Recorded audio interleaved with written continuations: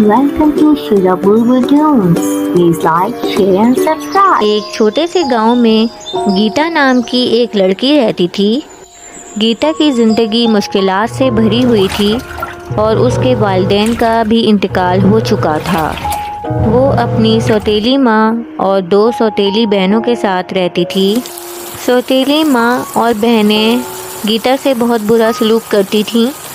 وہ اس سے گھر کے سارے کام کرواتی اور خود آرام کرتی تھیں۔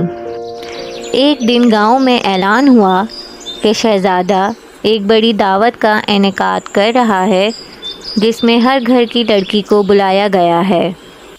سوتیلی ماں اور بہنیں بہت خوش ہوئیں اور فوراً تیاری کرنے لگیں۔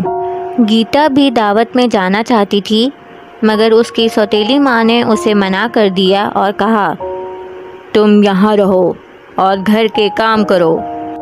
گیتا کا دل ٹوٹ گیا اور وہ روتے ہوئے باغ میں چلی گئی۔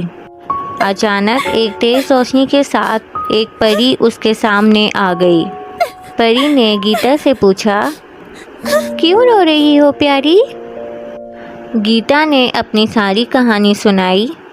پری نے مسکرا کر کہا، فکر نہ کرو، میں تمہیں اس دعوت میں بھیجوں گی۔ پری نے اپنی چھڑی گھمائی اور گیتا کے پرانے کپڑے خوبصورت لباس میں بدل گئے۔ اس کے پیروں میں شاندار جوتے آ گئے اور ایک خوبصورت گاڑی بھی تیار ہو گئی۔ پری نے زینب کو کہا، یاد رکھنا یہ جادو صرف آدھی رات تک چلے گا، آدھی رات کے بعد سب کچھ واپس پہلے جیسا ہو جائے گا۔ گیتا دعوت میں پہنچی اور سب کی نظریں گیتا پر جم گئیں۔ شہزادہ بھی گیتا کی خوبصورتی سے متاثر ہوا اور دونوں نے مل کر رقص کیا۔ جیسے ہی آدھی رات کا وقت قریب آیا، گیتا کو پری کی بات یاد آ گئی۔ وہ فوراً بھاگی اور جاتے وقت ایک جوتا پیچھے چھوڑ گئی۔ شہزادے نے اعلان کیا کہ وہ اس لڑکی کو تلاش کرے گا جس کا یہ جوتا ہے۔ اس نے پورے گاؤں میں تلاش شروع کی۔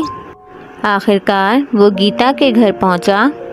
سوتیلی ماں اور بہنوں نے جوتا پہننے کی کوشش کی مگر وہ ان کے پیروں میں نہیں آیا۔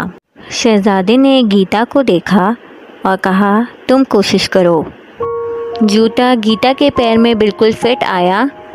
شہزادے نے گیتا کو پہچان لیا اور کہا، تم وہی لڑکی ہو جس کے ساتھ میں نے رقص کیا تھا۔